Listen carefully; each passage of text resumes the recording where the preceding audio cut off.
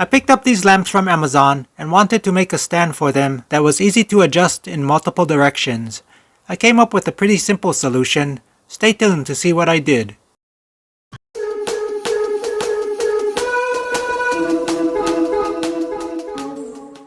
These are the parts needed for this build.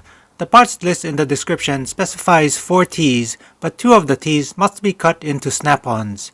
You can find more information on what a snap-on is using the second video link in the description, but be sure to also watch the first video link. I'm not giving any measurements because the PVC pipe lengths depend on what you'd like the footprint to be.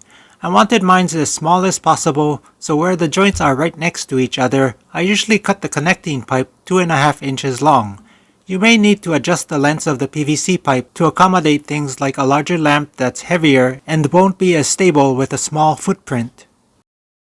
Because my lamp is not that heavy and won't put much stress on the stand, I'm only using a single screw to hold the pipe in the joint. As a reminder why I don't use PVC glue, it's so that I can reuse the joints from projects I no longer need.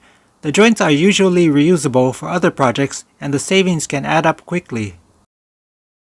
The last thing to do is mount the lamp into the PVC plug with a screw, then the plug will go into the vertically mounted snap-on T. Some modifications to the stand that some of you may find helpful or even preferable I'll be describing next.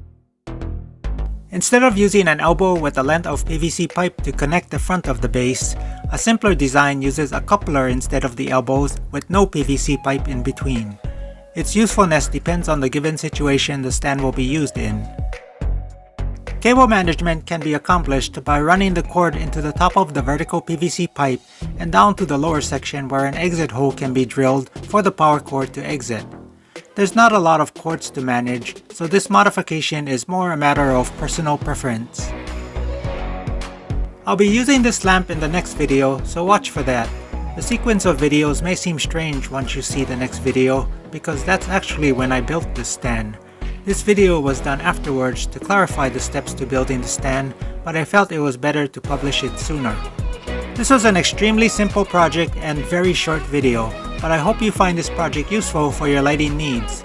Leave your questions and comments in the comment section below. That's all I have for now, and I'll catch you in the next video.